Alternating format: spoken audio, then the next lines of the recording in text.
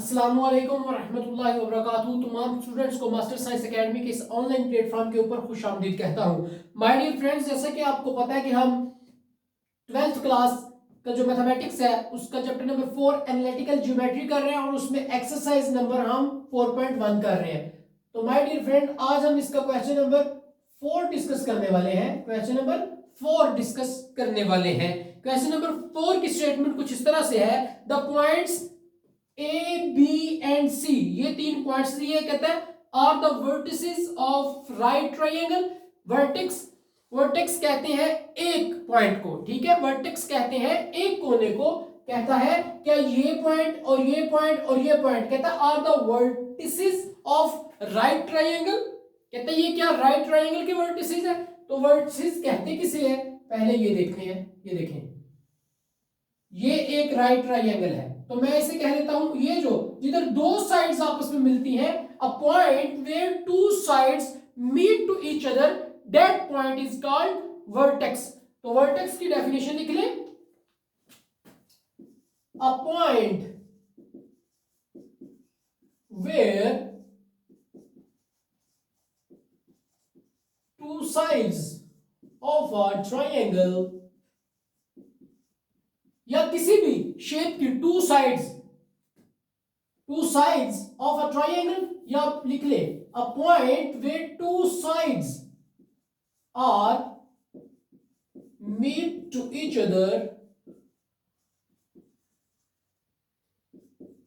That point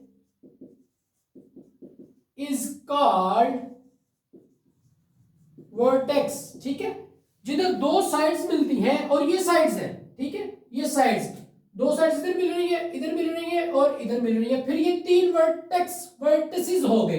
एक बोलेंगे तो वर्टेक्स, और अगर जमा में बोलेंगे तो फिर वर्टिसेस। ठीक है, ये देखिए, इसको मैं ए का नाम दे देता हूं, इसको बी का, और इसको सी का नाम दे देता हूं। कहता है कि इसके जो कोऑर्डिनेट्स हैं एक्स वाई वो ये है 0 2, और इसके जो कोऑर्डिनेट है -3 -1, और जो इसके कोऑर्डिनेट है 0 -3 -2। कहता है ये जो तीन पॉइंट्स हैं, तीन वर्टिसेस हैं, क्या ये राइट ट्रायंगल के वर्टिसेस हैं। तो राइट ट्रायंगल में एक एंगल राइट एंगल होता है, कायमा जाविया होता है, 90 का जाविया होता है, 90 डिग्री का एंगल होता है, इसलिए उस शेप को हम राइट ट्रायंगल कहते हैं।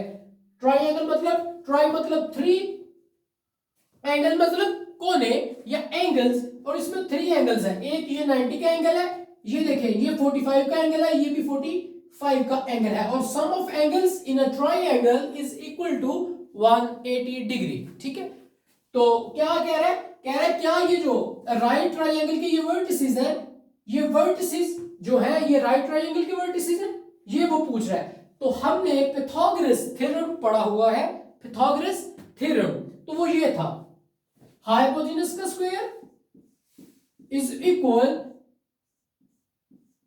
परपेंडिकुलर का स्क्वायर प्लस बेस का स्क्वायर। इसे याद रखने के लिए मैंने आपको एक नेम बताना है, वो आप जरा अच्छे तरीके से उसे याद कर लें।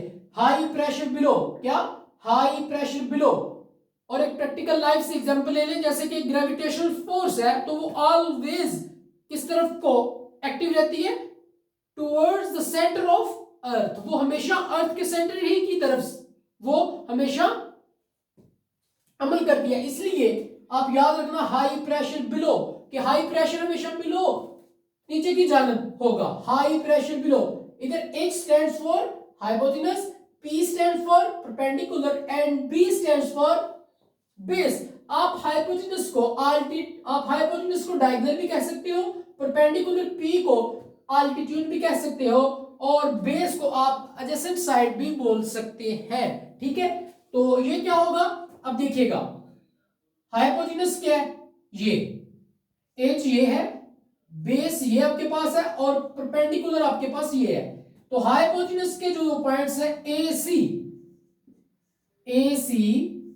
का स्क्वायर इज इक्वल, परपेंडिकुलर ये है तो ये BC होगा, BC का स्क्वायर प्लस B, और B ये साइड है जी, ठीक है, ये बेस साइड, बेस इस तरह लिख ले, B साइड, तो AB इस तरफ कौन से दो वर्टेक्स है, ए बी का स्क्वायर।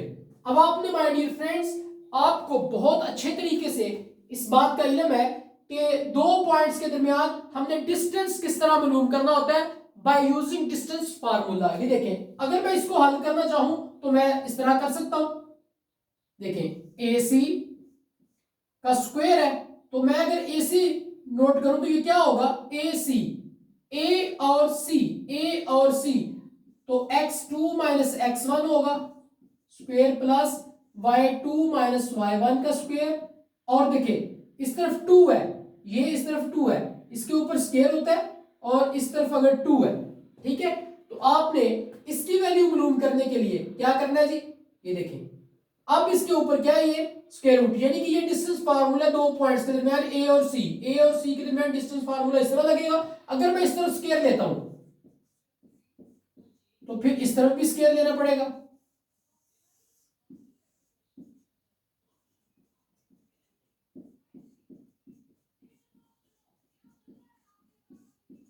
अब ये देखिए, ये इससे कट जाएगा, तो ए सी का स्क्वायर किसके इक्वल आया, x2 माइनस x1 का square plus y2 minus y1 का स्क्वायर। तो ऐसे आपने वैल्यूज पुट करके इसका आंसर निकाल लेना, ठीक है। इसका आंसर जो भी निकले उसे आप लिख लें, फिर आपने यही काम इसके ऊपर करना है, और बी सी की वैल्यू आपने मालूम करनी है ऐसे, यानी x2 माइनस x1 का स्क्वायर, y2 माइनस y1 का स्क्वायर, ठीक है। इसके ऊपर मैं अगर इधर जजर लगाता हूं तो फिर दोनों तरफ मैं इसका स्क्वायर लूंगा तो ये कट जाएगा, जैसे इसमें मैंने किया, ठीक है। तो ऐसे आपके पास इधर से बी सी की भी एक वैल्यू निकल आएगी, ठीक है। अब आपने ए बी करना है, ए बी का स्क्वायर, तो ये क्या होगा, x2 minus x1, A B point हो गया, ए और बी ये दो पॉइंट्स है इसमें, ठीक है, और इसमें बी सी ये दो पॉइंट्स, x1 ये, y1 ये, x2 ये, y2 ये, ऐसे आपने करना है, ठीक है। तो ये इसका square plus y2 minus y1 का स्क्वायर, ठीक है। तो ये स्क्वायर इसीलिए आया कि ये इधर से जो जजर है, जो स्क्वायर रूट है, वो कैंसिल हुआ है, तो इसका भी एक आंसर आ जाएगा, ठीक है। अब आपने क्या करना है कि जो इसका आंसर आया होगा उसे इधर पुट करना है, जो इसका आंसर आया है इसका, ये उसे इधर पुट कर दे, प्लस जो ये आंसर है इधर पुट कर दे। अगर तो ये दोनों साइड्स इक्वल हो गई, यानी इन दोनों को पुट करके प्लस करना है, अगर ये दोनों का जवाब इसके जवाब के इक्वल हो गया तो फिर आपने कहना है ये जो वर्टिसेस है ट्राइंगल के, ये राइट ट्राइंगल के ही वर्टिसेस हैं। क्योंकि राइट ट्राइंगल के ऊपर जब हमने पाइथागोरस थ्योरम लगाया,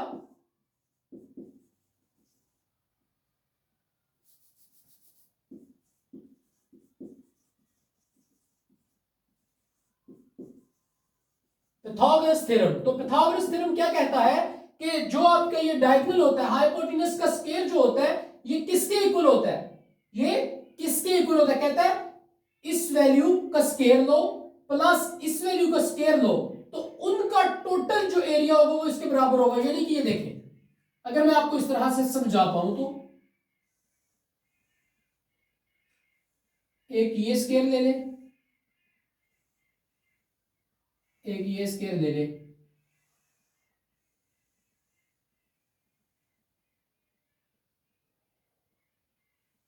और एक ये स्क्वायर ले ले। कहता है अगर इसे b कहते हैं तो इसका एरिया क्या होगा, b स्क्वायर। अगर आप इसे p कहते हैं या इसे a कह लो तो a का एरिया क्या होगा, a स्क्वायर।